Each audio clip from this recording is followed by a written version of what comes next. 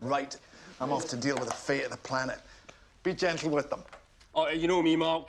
Kid gloves, but made from real kids. Welcome back, people. You might be wondering, you might not wondering, why I was missing the last couple of months and why there weren't any videos. It's just because YouTube is not my full-time job, and I only do YouTube, or think I can be able to do YouTube when my life is sort of stable, and the last couple of months it was not stable. Also, I felt kind of creatively burned, so I didn't have the energy to make videos, but now my life is getting right on track again, kind of, and I have the energy and time to create a video. So this week, I watched Marvel's new show, Echo, and well, let's take a closer look at the evolution of the character I covered years ago in a video when I talked about the Ronin character in the comics. And I must say it's kind of cringeworthy by today's standards because my voice was different, but if you're up for a laugh, you can still watch it. I don't mind. Give it a shot. Now, one of the Ronins I highlighted was Maya Lopez, aka Echo. And back then I confidently claimed that she died, but nobody really stays dead in comics because, well, comics where death is more like a temporary inconvenience, unless you're a character associated with Spider-Man. Now fast forward to present day, and Echo has made her first kind of real live action debut in the Hawkeye miniseries, portrayed by newcomer Alaka Cox, who did a great job as Echo, and overall the character received a warm response from fans. So Disney, always quick to seize an opportunity, decided to capitalize on the whole thing and make a miniseries about Echo. So here we are now on January 10th, or whenever this video comes out. I just wrote the script on January. And let's dive into it, if it's worth the hype. Personally, I didn't have that much hype, but I was intrigued in the series. And let's find out if it's any good while the show is still a hot bun fresh out of the oven. Now I'm gonna talk a little bit about every episode and give you my thoughts, and I wrote this while I was binging. I've left after every episode, made some notes. So episode 1 doesn't bring much new to the table. Instead, it serves kind of like a reintroduction to Maya, and possibly what I would assume are some cut content from the Hawkeye show, because there was cut content. But there's a cool fight scene with Daredevil. I honestly thought this would come way later, but they have it in episode 1 immediately. It just takes up a significant chunk of the episode, leaving little time for the main premise of the show. While this was generally well executed, I can't help but draw parallels to the promising pilot of the Secret Invasion miniseries, which didn't live up to expectations in the end either. But yeah, overall, the inclusion of Native American lore about the Choctaw, which I used to create a superhero character back when I was a kid, to learn more about that, was pretty cool, and the fight choreography was also pretty impressive. So those were kind of definite highlights. of episode 1. Moving on to episode 2, it introduces us to a cool title sequence, albeit with a song choice that I didn't immediately resonate with, but grew to like it. Maybe Stockholm Syndrome, I don't know. Unfortunately, not much happens in episode 2 either, and with only 5 episodes in total, pacing becomes a concern really. Additionally, there's a whole entire action sequence in the dark which falls short as you can't see shit, you know. And I hate fight scenes that you can do fight scenes in the dark and actually still let the audience know what's happening, but most of the time it's just so dark here that the audience doesn't see what's happening. And my personal thought is like, what's the point in having a fight scene in the dark where you can't see anything? There are ways like that one Denzel Washington movie, The Equalizer. The first one had a fight scene in the dark and it worked well, so there are ways, it's just missed potential. Anyway, those were my thoughts on episode 2. Episode 3 is a standout with a rocky start. Overall, it quickly changes to an engaging narrative with all the action and stakes, so there's little to complain about here. Honestly, I really enjoyed episode 3. It's well acted, well shot. The action sequences maintained a high standard, so it was pretty good. Episode 4 takes a different approach, focusing more on character drama. The tightly acted conversations, despite, American Sign Language, a lot of it still comes clear across, so commendable. So commendable is that. I gotta give the showrunners credit for that.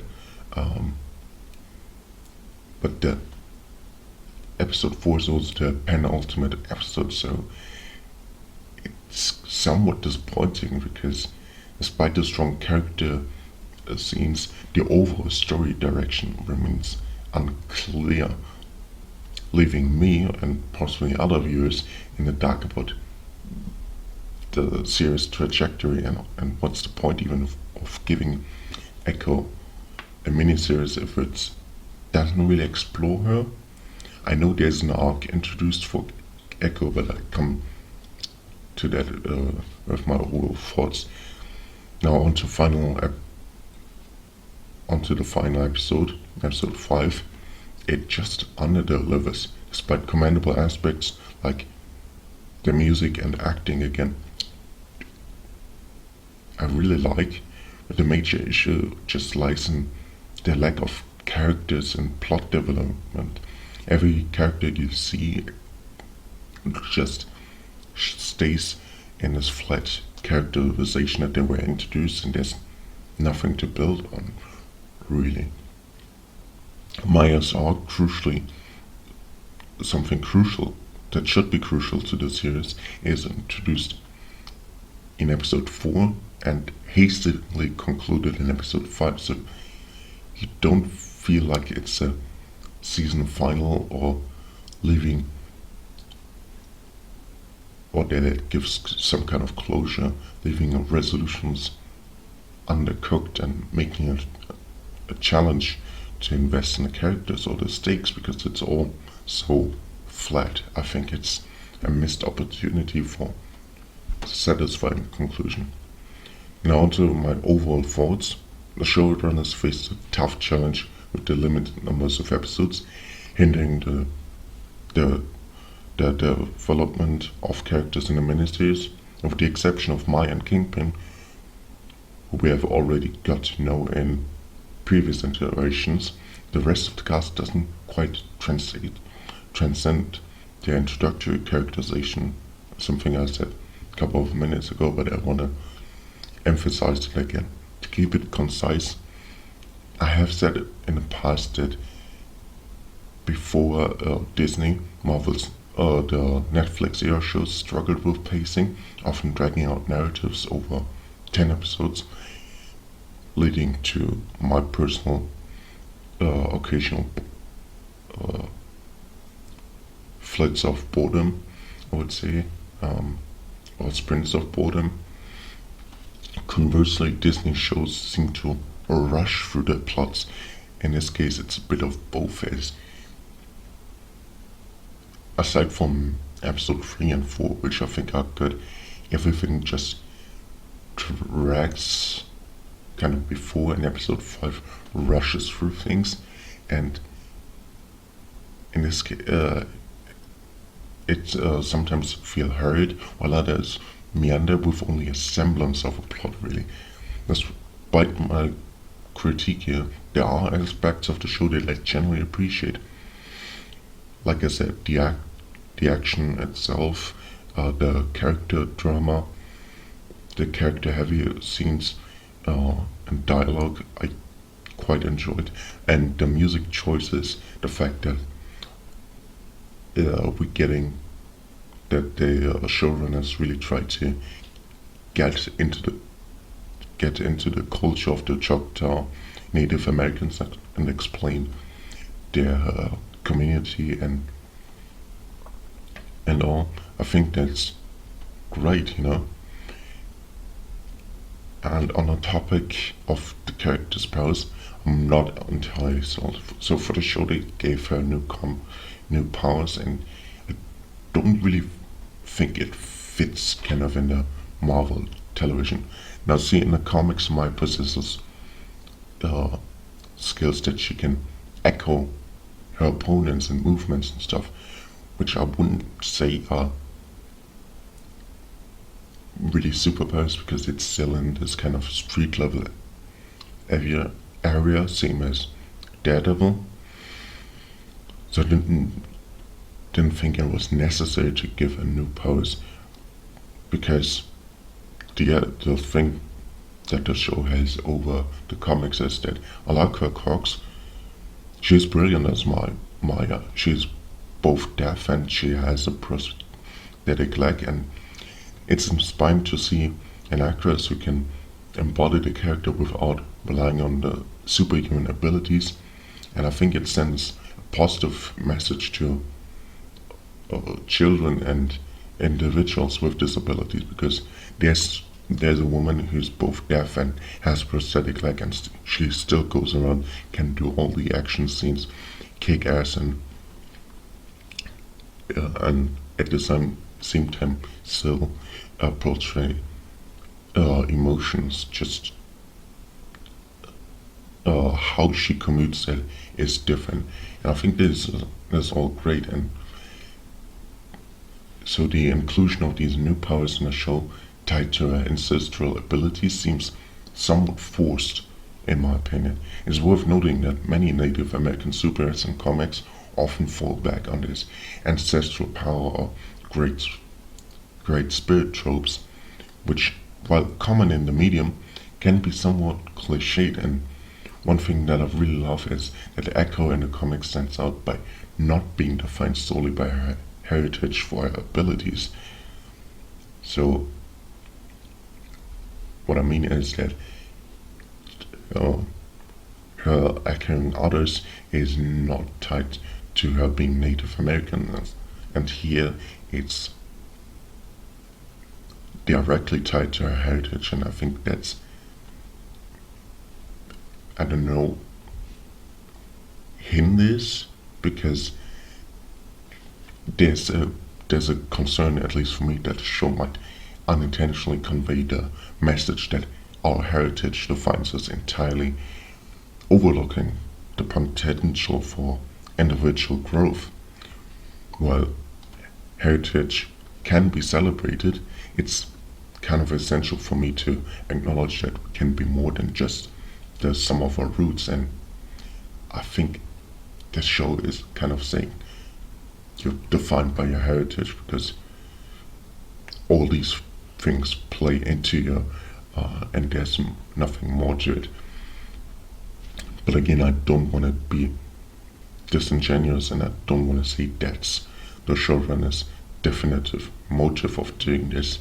It's just a different nuanced perspective, and I'm just speculating the show's thematic implications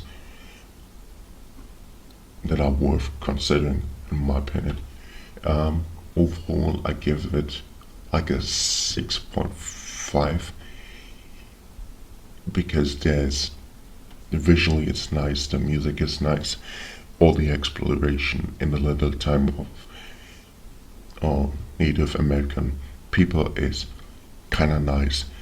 The action sequences are kind of nice, and also, despite me only liking episode 3 and 4, really, those kind of turned my opinion on it.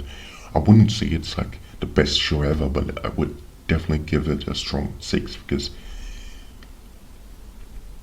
a 6 out of 10. So yeah, I hope you enjoyed this video, and we'll see us in the next one. Okay, fuckity bye.